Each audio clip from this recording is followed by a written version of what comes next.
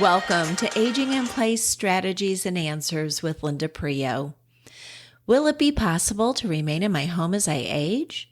Do I feel safe in my home?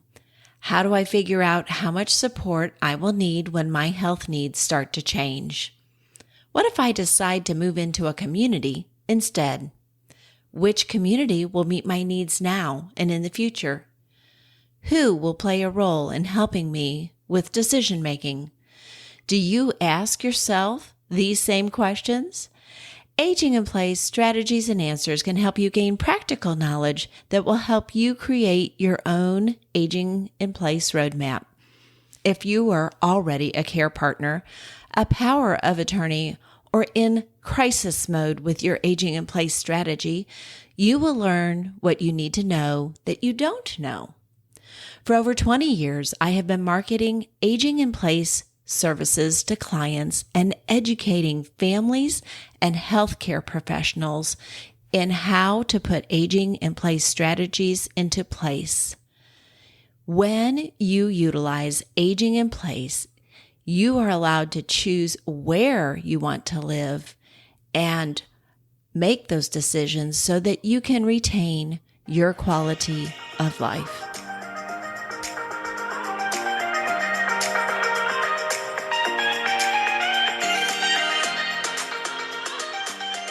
I want to welcome you back to Aging in Place Strategies and Answers. And today we have another great topic for you.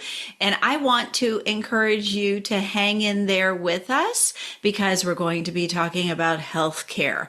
But the reality is healthcare does not need to be scary when you have tips and tools that can help you through the process.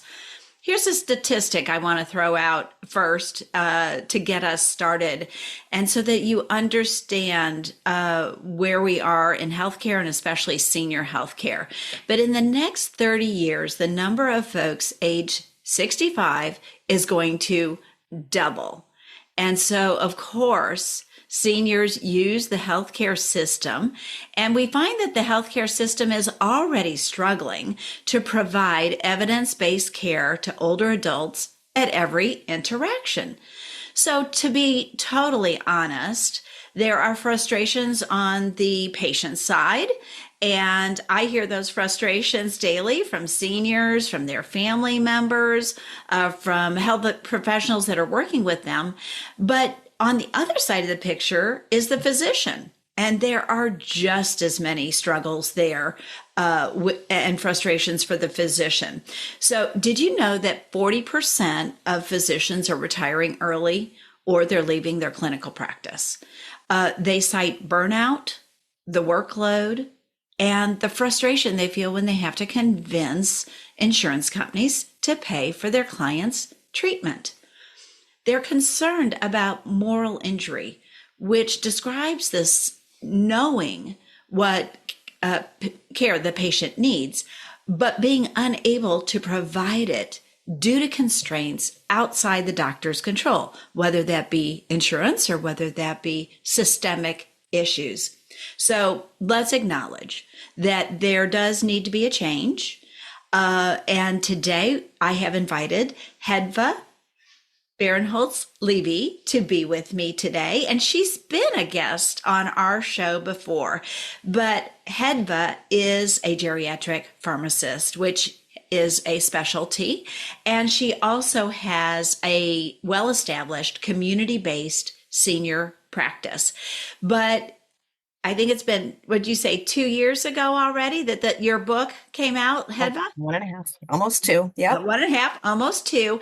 And this is a book that you can get at the library, or you can purchase it and put it in your library.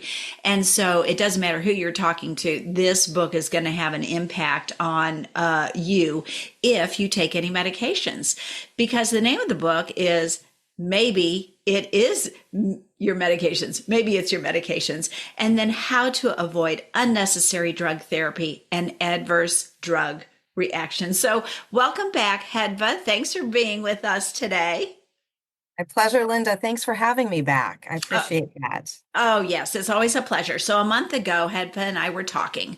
And so, I know that you know this about me is that I have a passion for what I do. But if and anybody who heard Hedva in season one, when she was talking about her book and what she was trying to accomplish in that work, is that we are both passionate about what we do, the information that we've learned in our careers, and how important it is for you to have this information. So I'm pretty much going to let her take this over, but just to give you hope and to let you know that we are not the only ones seeing the problems. This new age friendly health systems initiative. So, Hedva, go ahead and tell us about it and what's included in this. And then hopefully you'll help us figure out how we can have a better interaction in our, meetings with our healthcare professionals.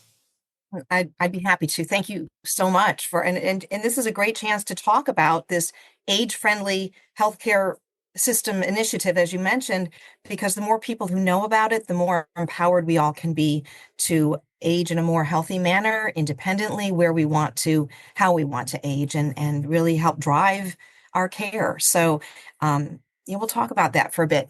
So, I'm a pharmacist, and this is a health system initiative, if you will, but it partners very closely with the medications. And one of my pharmacy colleagues has been very involved in getting this age-friendly health movement off the ground, if you will. So I'm happy to be talking about it as well, because medications is such a part of our healthy aging.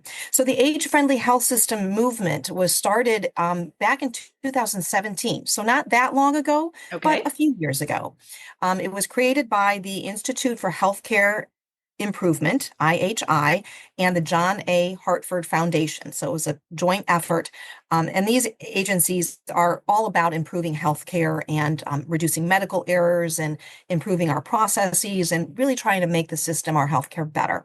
So this initiative came out of a need, the awareness that we have a gap in our healthcare provision. As we get older, there are gaps in the system. If you think about, it's not unfamiliar to the listeners, and I'm sure you've had so many, well, you have so many, had so many topics that talk about the complexities as we get older. Yes, So ma'am. healthcare becomes more fragmented. We have specialists involved. We have very few healthcare professionals who have that geriatric expertise. And as you mentioned, the physicians are leaving, they're retiring, there's burnout, there's overwhelm with these 7-minute visits, and a lot of pressures on the doctors. So um, there's gaps in our healthcare system. And the Institute for Healthcare Improvement and John A. Hartford Foundation really did some research looking for evidence-based practices. How do we provide care to older adults that really show quality outcomes and improved healthcare outcomes? And they developed this age-friendly health systems movement, which is centered around the 4Ms framework. So we're going to talk about each of these 4Ms and what they mean. But the goal of this program, this movement, if you will, is to improve quality of care provided to older adults, to improve the patient satisfaction with the care they receive, to perhaps provide more consistent care, setting to setting. Every older adult deserves the same focus on the same key elements that evidence has shown really make a difference in improving health outcomes.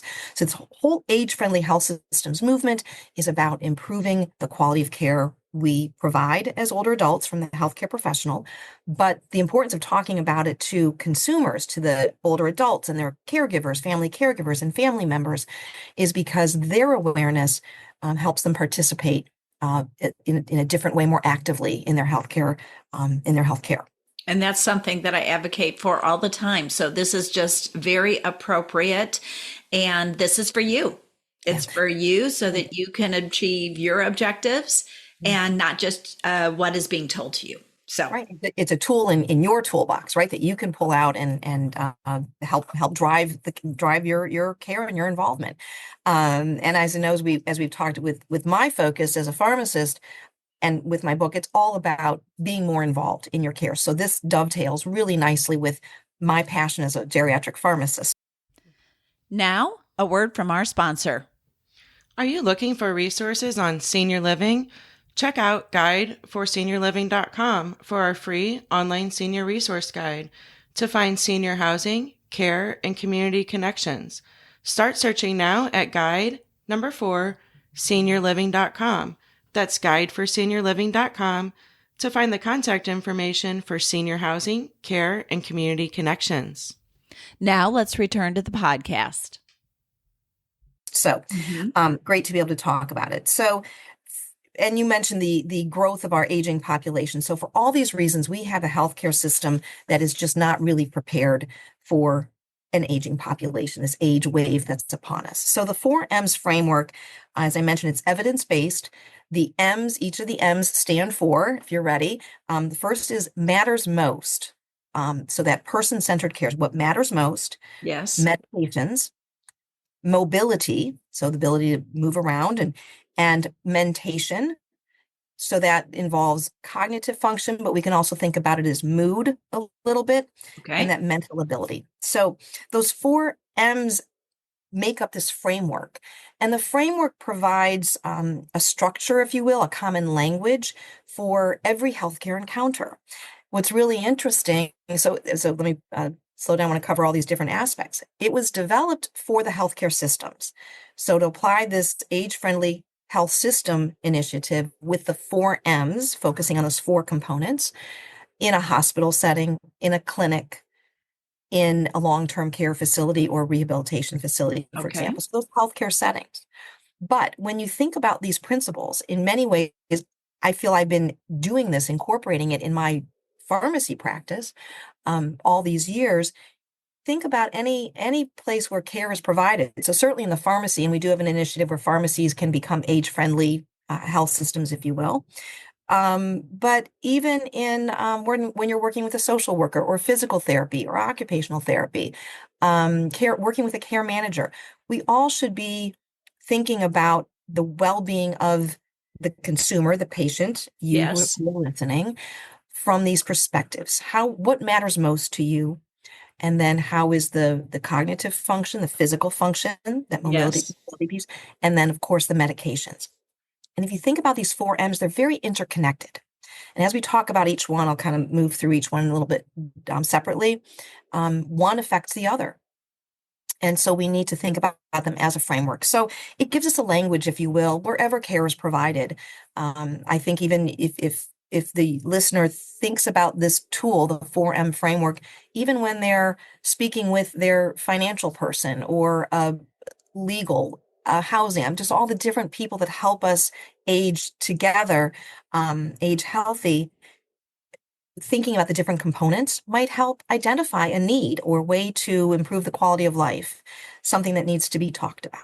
Does that make sense? It does make sense to me, because that's the way the company that I've worked for years approaches care, is that we're looking at those 4 things to see what can we accomplish in this picture, but what are your expectations? And then what are the factors that might prohibit you from meeting that expectation, but at least keeping what the patient wants at the center, and then trying to provide that as best we can, right?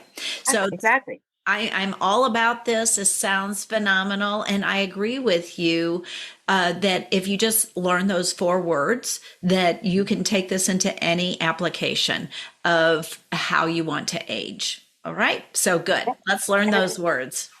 And like I said, it's a tool to say, hey, I want to talk about this. It's important to me. So yeah. So, and I'm going to refer a little bit to notes, but so the first M is the what matters most. Or so what matters, or what matters most, is that how the M is used of sorts. So really it has to do with having a person think about what their priorities are, what their preferences are, in thinking about what care they don't want is an important thing to think about, right? So it's a way to help avoid unwanted care. Yes.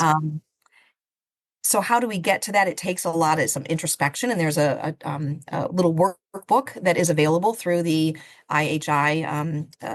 That's good to know. The Institute for Healthcare Improvement. So they can download a caregiver, I'm sorry, and I will be referring to it, My Health Checklist it's called, but it's a way to help individuals prepare for their healthcare appointment, if you will, a doctor appointment, or anytime you're meeting with someone regarding your health care, it's a really good way to kind of organize your thoughts and get them out of your mind and onto paper and help prioritize what you want to talk about. Um, so when we think about what matters most, again, I'll come at it from the healthcare perspective, and as a pharmacist, patients have to understand the risks and benefits of any treatment option. Yes. Certainly, when you think about a medication or not a medication, or which of the two medications, or even with a healthcare procedure, surgery or non-surgery, what are the different ways we can manage the condition?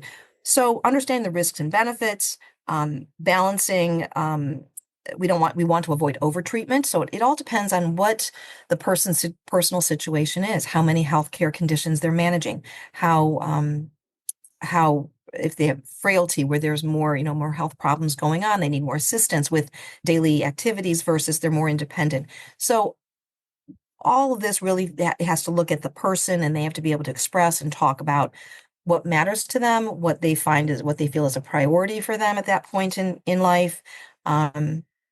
And come to an agreement, if you will, with the healthcare professional who has all the knowledge of, we know, we know what's KNOW, we know what's the treatments or the recommendations of the guidelines, but we don't know you, the person, the patient who's involved. So those conversations have to happen. And I like to say that physicians, healthcare professionals are not detectives. Okay. So this brings the onus onto you now. Now you're going to start at the beginning and say, I'm going to do my homework. So if you have not drawn up a healthcare directive or seen, how to have these conversations, let's start a conversation, which you can go back through some of my episodes, which we've talked about these things. This is where you decide.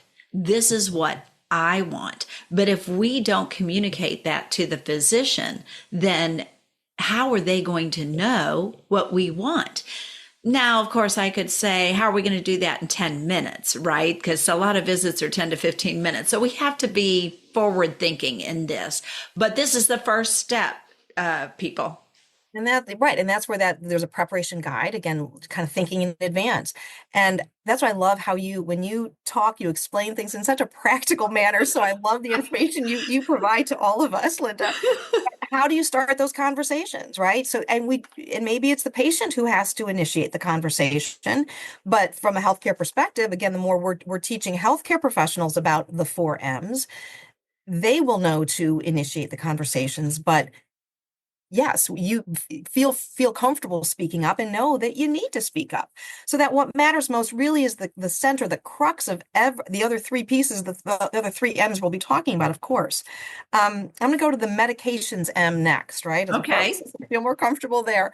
That's but fine. A lot of information for the healthcare people about the medications component. We know that there are high risk medications in older adults. So there's better choices and less better choices, if you will, for the older patient. So safety issues, risk and benefit really has to be considered for different medications.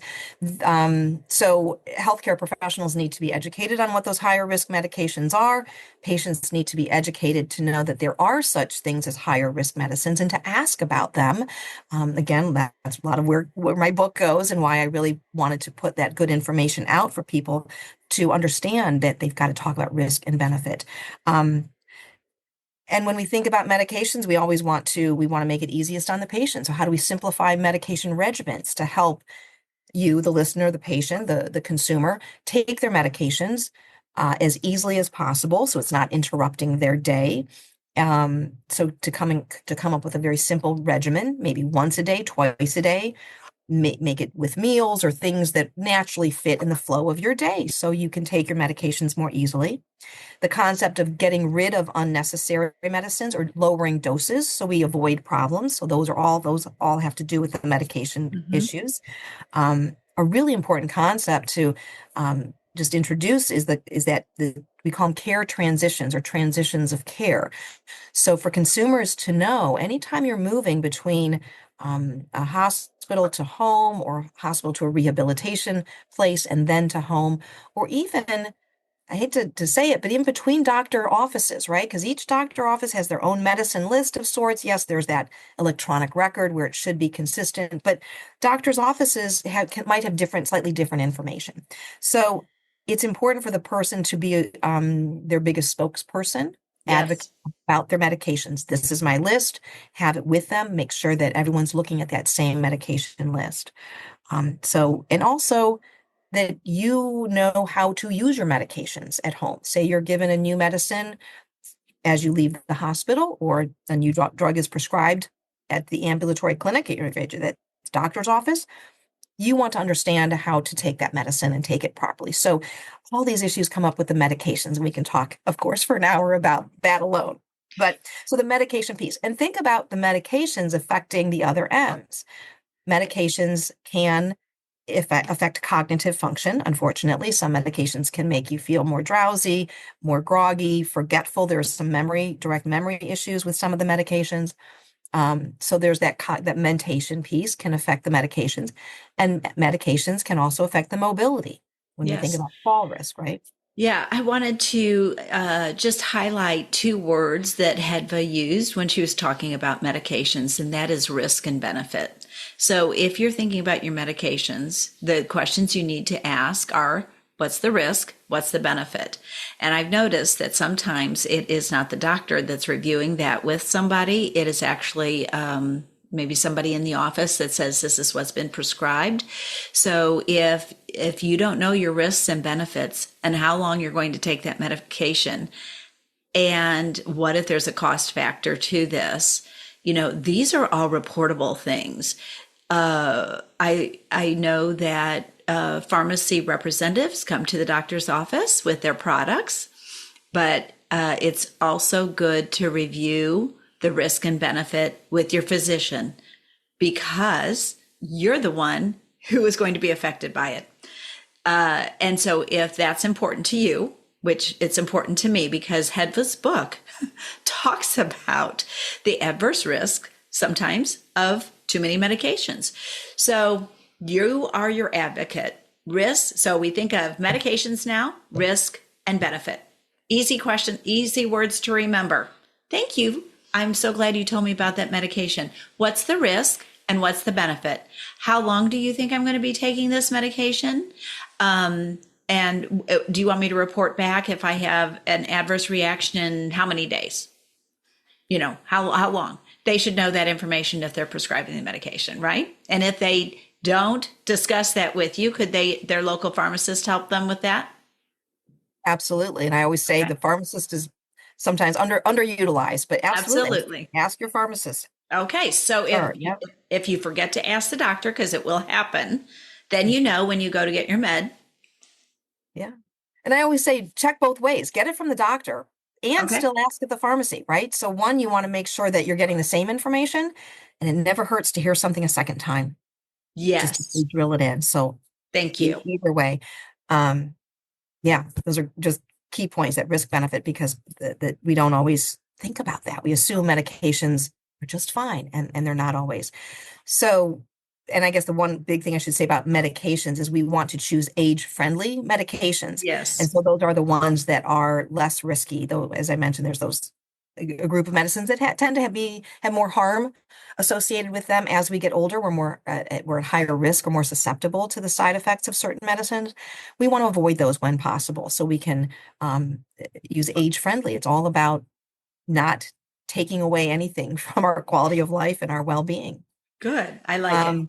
All right. So then that was matters most, medications. The third M I'll talk about is mentation or mind. I mentioned mood, that kind of thing. And with this M, the framework talks about really focusing on dementia, depression, and delirium. All So right. it recommends that the healthcare team, the healthcare professionals, when working with older adults, focus on identifying screening for those three conditions and addressing them, treating them where possible. Delirium is a situation you want to prevent. It's about prevention mostly. We think of delirium happening in the hospital setting. unfortunately, most commonly, but focusing on ways to prevent delirium. So that's for our health system colleagues and practitioners really should be focusing on preventing delirium. The dementia and depression can happen anywhere, of course, but as we're caring for older adults, age-friendly care means that we're screening for and being aware of cognitive changes. So mild cognitive impairment, those early signs of what could be dementia, because sometimes it's reversible, again, coming back to the medications piece of it. Yes. But we'll talk about some other healthy lifestyle things that can help our mentation, our mind, and then depression as well. And as we get older, with loss, with isolation, that the risk of depression is a little bit higher, and we need to look for it because it's treatable, and we can, and not always necessarily with medication, but we can intervene to address those issues, which really can impact quality of life. Of course they can. Please continue listening for part 2 of the podcast with Hedva and Linda Priaulx, the host of Aging in Place Strategies and Answers, where we continue our discussion on age-friendly initiative and the 4 M's. And if you want to check out the initiative yourself and the workbook that's going to be mentioned in part 2, you can go to IHI.org, and you can download this workbook document in any language you want. And it starts off with My Health Checklist. And this guide is going to help you get ready for a medical appointment. And you might be wondering, well, why would I need to do that? But when healthcare gets complicated, that is when you want to have a process for communicating with your healthcare team professionals. So you can complete this guide in any order you like. You can take it in small pieces. You can talk about it with someone you trust, but these pages are for you. They are here to help you gather your thoughts. And if you're helping someone else complete this guide, then let them know why this can help. You might say something like, I want to make sure we talk about what's most important to you in your healthcare so that we can have a more useful and productive conversation with your healthcare providers. It will help us to really be focused on really what matters to you and how best to support you in this process. IHI.org, and please listen next week to part 2 of Age-Friendly America Initiative. Thank you for joining me today.